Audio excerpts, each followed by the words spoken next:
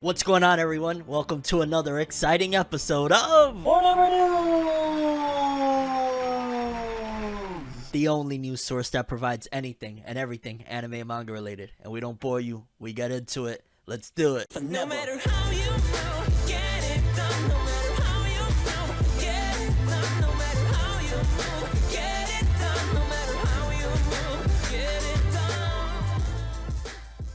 Okay, people, so before we get into the episode, I just wanted to announce something really awesome that I recently did. So I was recently involved in something really awesome with Amazon for their Amazon Prime Fanology. In particular, they did Fanimation Week, which was basically a whole bunch of creators, and it's going on throughout the entire week of a bunch of creators talking about shows from different series that they like. In particular, of course, I was involved in the anime portion of it, and myself, along with a bunch of other creators, we created some content talking about some really awesome stuff, so I highly recommend you go check it out. I will link it in the description below. I thought it was really awesome, and it was dope to collaborate with all these creators and get the opportunity in general from Amazon for their Amazon Prime Fanology. So shout outs to them, and yeah, go check that out. Okay, people, so first story on the docket is regarding Attack on Titan. Y'all know the final season part 2 is underway. The second episode of the final season part 2, or I believe episode 18 chronologically, recently aired, and a lot of the community, and I'm going to show you in a second,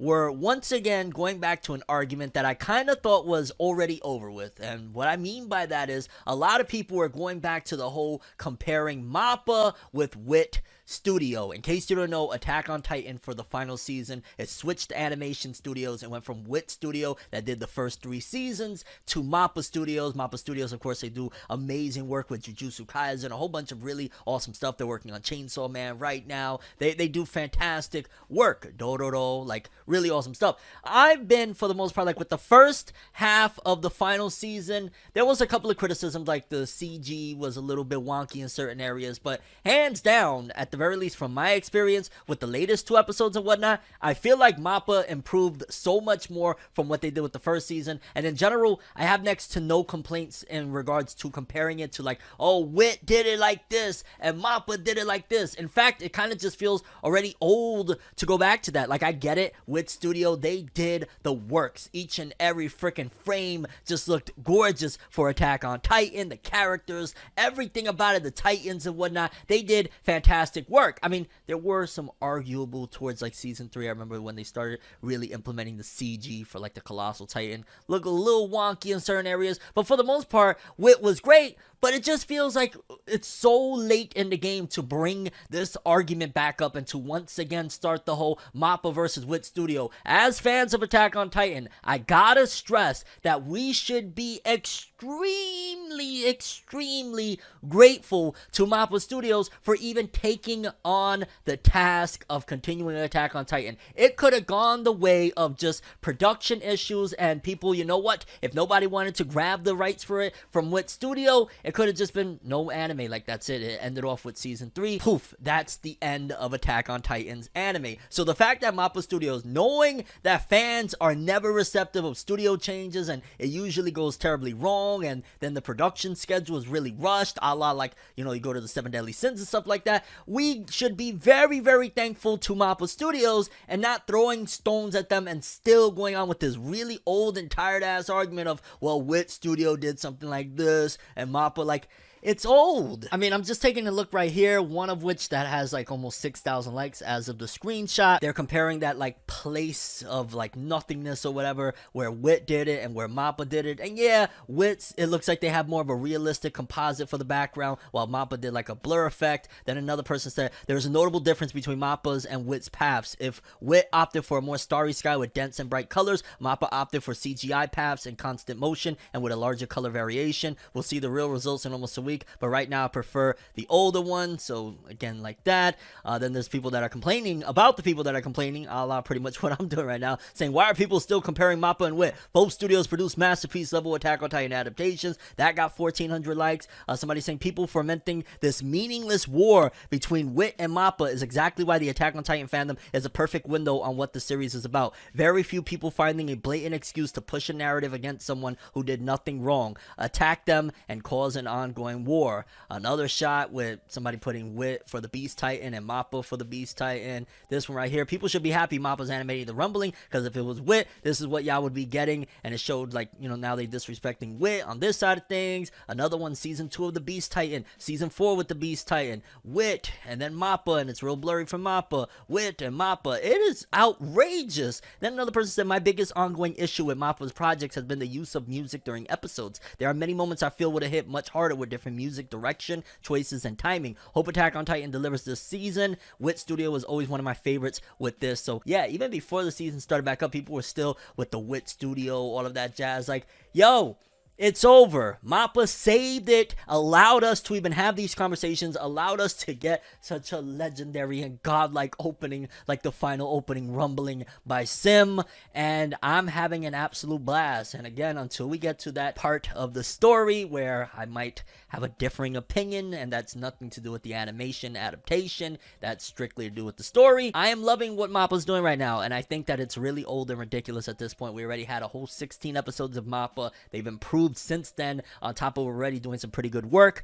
Leave the Wit Studio Mappa comparisons alone already, because it's also really disheartening to the staff down at Mappa that they're being, you know, ridiculously overworked. So if they're going to be overworked and they're going for it and all that jazz, at the very least we can do as fans is not disrespect them and essentially spit in their face while they're, you know, giving us their blood, sweat, and tears. But yeah, I just wanted to address this thing because it's a little bit out of this world. Attack on Titan fans infighting again over Mappa Wit Studio. Let's just enjoy Attack on Titan until, well, maybe it might be unenjoyable. Oh god, let me just stop. Like, yeah, let's just enjoy the Attack on Titan anime, okay? Okay, people, next story on the episode. It's very unfortunate because we just talked about in yesterday's episode that the voice actor for Tanjiro from Demon Slayer was around somebody that had contracted COVID, and he was isolated and, you know, all of that terrible stuff. Now it seems as though another prominent voice actor, the actor that plays the main villain of the Boruto series right now in the anime, Code, has seemingly contracted COVID as well. It says here, voice actor Junta Terashima tests positive for COVID.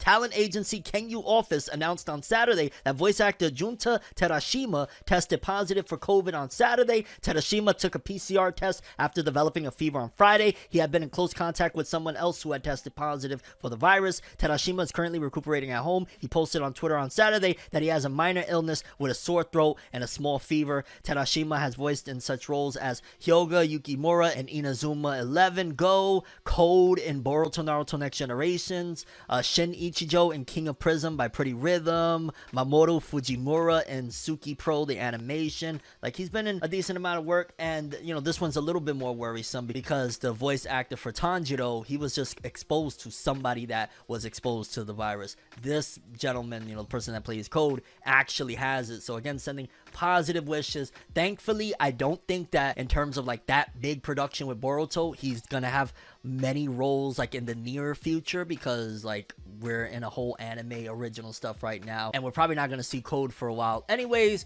So yeah, I think we'll be for the most part good in that aspect of like worrying about, you know, the production. But above all of that is strictly like, yo, I hope he gets better. I hope his family's good. I hope everything is good, because like I said with yesterday's episode regarding Tanjiro's voice actor, you know, this shit ain't no joke. It whipped my ass when I got it. I was like, I hadn't felt sick like that in a very, very long time. So my best wishes, positive vibes to him, and hopefully he gets better real soon, and it ain't nothing serious, because yeah, it could get real bad. Salute to the voice actor of Code from Boruto, because he got COVID. Okay, people, next up we got two pieces of Demon Slayer news, one of which is, I don't know, a lot of drama filled stuff, and then another one is insanely great news. I guess let's start with the negativity actually, and then we could wrap things up on a very beautiful vibe. I like that better, having a happier ending, because, well, for starters, one of the things is from last week's episode, not the recent episode of Demon Slayer. I haven't even watched it yet. Oh my god, as soon as I wrap this up, I'm going to watch me some Demon Slayer. Yeah. But with last week's episode, and probably even this week's episode, I'd imagine, one of the things is in Demon Slayer, you have his little sister, the main character, Tanjiro's little sister, Nezuko, that is, spoiler alert, so you learned this in episode 1, a demon. And she's about like 14 or 15. Well, in one of the recent episodes, she was having a battle, and during the battle, her body started started developing somewhat, and it caused a massive outrage in the anime community. People talking left and right like, oh my god, she's only 14 or 15, why are they giving her these attributes? Even though that's been a common theme in anime since the dawn of time, of making these 14 to 15-year-old schoolgirls look like they're grown-ass women. But a lot of people were very upset, and then they were countering back and forth, arguing about it. Personally, I'm not looking at Nezuko like that. Like, it's Nezuko, it's Tanjiro's little sister, it's funny as shit. You know, I like when she gets really badass and stuff like that, but I'm not really interested in looking at her like that. But the drama and the community of people going back and forth, even right here it says, Nezuko received a big power-up in the recent episode, but apparently not every Demon Slayer fan is okay with Nezuko's revealing dress. And yeah, people were going ham. And again, like I said, you know, this is a staple in anime culture, whether you want to agree with it or not. Honestly, you know, as I get older a little bit, I started to look at it a little bit in a different light of like, yeah, especially if there's older people, probably shouldn't. But at the same time, a lot of the older shows, we got to remember that anime nowadays, it's more like almost, you could argue, targeted towards older people, which at that case, you know, you should make older characters looking like that. But especially back in the days, anime and manga was specifically created for like younger, you know, Shonen Jump. It's like for like little teenage tween boys or whatnot. Again, now they target a little bit more and they gather a little bit more of an older demographic. You know, for me, I'm still, you know, rocking with Shonen Jump and shit like that. But yeah, a 14 or 15-year-old that's reading this and is gonna say, oh shit, hot demon girl. And probably even now as well over there in Japan, because it's so massive, it hits every age demographic. That's probably why they do that. So I understand in that aspect, but for like the creeps and pervs that are like, oh, like, yeah, it's kind of nasty. And just in general, it was a shit show I was seeing of people that were arguing back and forth regarding the revealing nature. Even though like the episode is epic as shit, the battling, everything that's going on, the art, the animation, but the topic of conversation was Nezuko's revealing dress. Anime community 2022, baby. Here we go. But as I promised, I did want to provide you guys with a positive story, because Demon Slayer once again was whipping major tail, and probably up until the end of the run for the most part, maybe like one or two more times at the very least, I will point these ones out, because again, the ratings for one of the recent Demon Slayer episodes over the week, I want to say of like the 1st of January, somewhere around there, to like the 6th, if I'm not mistaken, somewhere around there, basically early January, Demon Slayer was the number one, and this is a very, very big feat, humongous feat.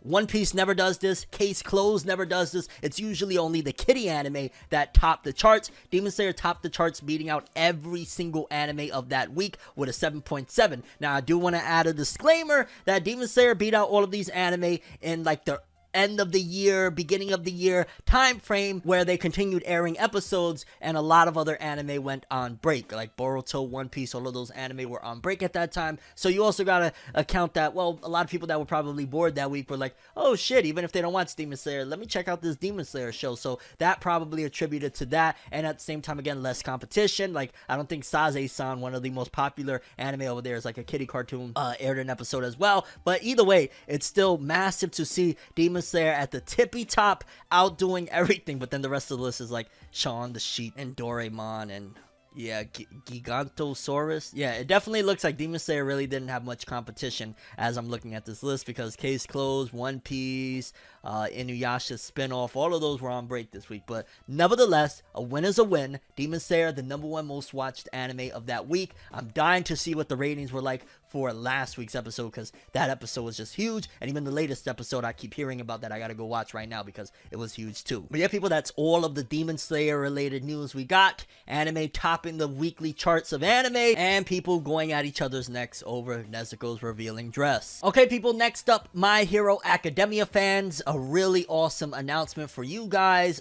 It seems as though we're going to be getting a new My Hero Academia OVA. Let's read the article so we can understand exactly what's happening. It says here, My Hero Academia Hawks OVA to screen with movie showings in Japan. Back in December, it was revealed that the Japanese Blu-ray release of My Hero Academia's third anime film, World Heroes Mission, will be packing a special OVA when it arrives on February 16th. No XXX Hawks Sooth is an anime adaptation of the bonus manga that was handed out to filmgoers in the first weeks of the film's release, and the latest plans have the OVA set to screen theatrically along with the the new limited edition showings of the movie. New screenings of World Heroes Mission are in place to commemorate the Blu-ray/DVD release, and right now 10 theaters in Japan are scheduled to screen it along with the Hawks OVA from January 22nd to the 27th, and the packaging here looks freaking fuego. My god, I wish we had similar type of releases over here, but when they do, they be charging an arm and a leg, even though they charge an arm and a leg over there. And it just says here, My Hero Academia World Heroes Mission opened in Japan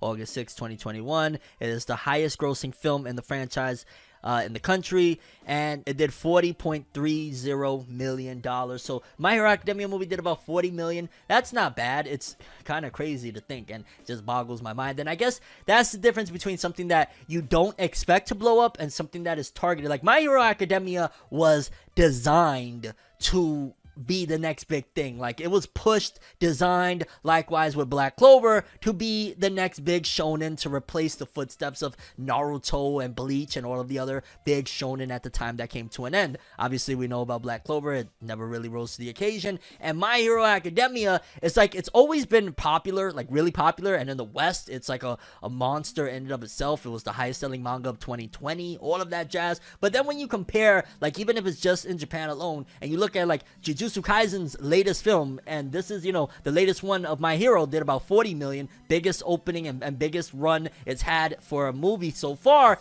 But then you look at Jujutsu Kaisen 0, and that shit is already in like the first 2 to 3 weeks at 70 million, and it's probably going to top 100 to 150 million worldwide. It just shows like Jujutsu Kaisen, while it's great, it probably wasn't really ideally thought of like it's going to be the biggest thing in Jump of all time. So an accidental blow up like Jujutsu Kaisen, or of course Demon Slayer, will always show that My Hero, it's great. I love so many things about it. Like the manga, when it's on 10, it is on 10 for me. But it's ultimately was designed to be popular, and hence why it still is very successful. But you have these freaks of nature, these anomalies like the JJKs and the Demon Slayers that just show a different breed of success. And of course, there's so many other things to attribute to those levels of success. But either way, I don't know how the hell I got to this conversation. Shout outs to My Hero Academia. New OVA is based off of the Hawks manga that came through with the movie. I want to see that. That sounds really hype. Hawks is an awesome character. Okay, people, next up, just a little bit of a tidbit for Mashle fans. It says here, Mashle will be holding its first, I thought it already had one, first character popularity poll to commemorate the series' 2nd anniversary in Weekly Shonen Jump issue number 8.